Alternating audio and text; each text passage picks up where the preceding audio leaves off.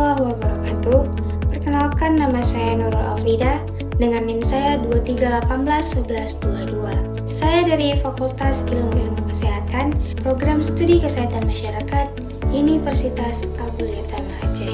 Di sini saya akan membuat video edukasi tentang kesehatan untuk tugas UTS dari dosen pengampu kami, yaitu Bapak Muhammad Hidayatullah SKM MKM.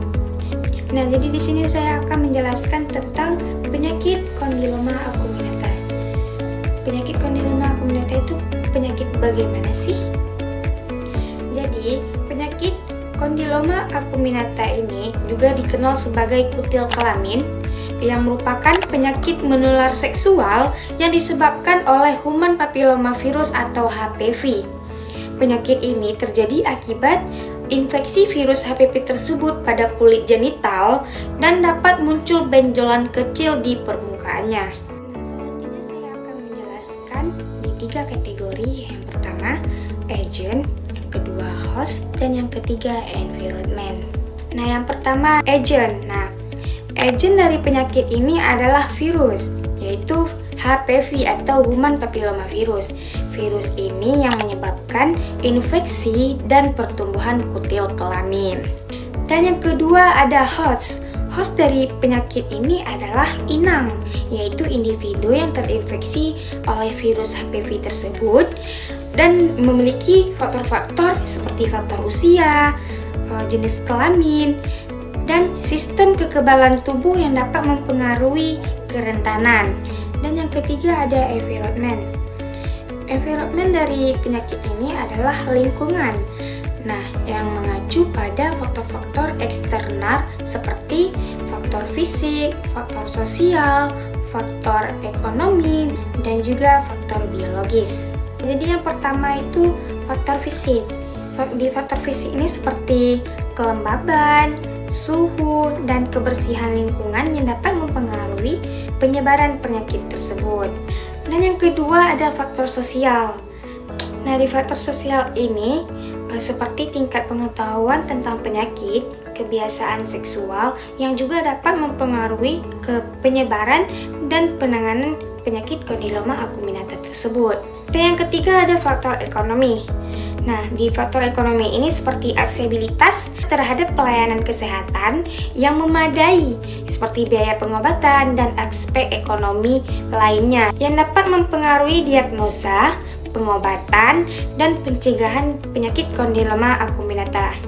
Dan yang terakhir yaitu faktor biologis. Nah, di faktor biologis ini seperti kondisi lingkungan biologis yang mendukung kelangsungan hidup virus HPV tersebut di luar inang, seperti ketersediaan kelembaban atau nutrisi yang diperlukan. Saya akan menjelaskan di bagian riwayat alamiah penyakit kondiloma acuminata. Nah, di riwayat alamiah penyakit ini umumnya muncul benjolan kecil hingga besar dengan bintil-bintil di permukaannya. Bisa kita katakan mirip dengan kembang kol atau jengger ayam.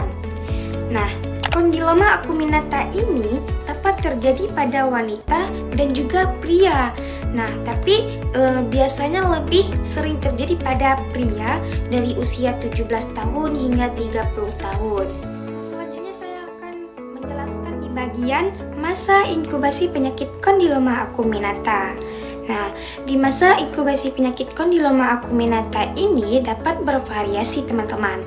Namun secara umum berkisar antara 1 hingga 2 bulan dengan rata-rata sekitar 2 hingga 3 bulan. Hal ini berarti seseorang yang terinfeksi HIV dan berisiko mengembangkan kondiloma acuminata mungkin baru akan menunjukkan gejala dalam rentang waktu tersebut setelah terpapar virus. Nah, selanjutnya saya akan menjelaskan di bagian gejala penyakit kondiloma acuminata.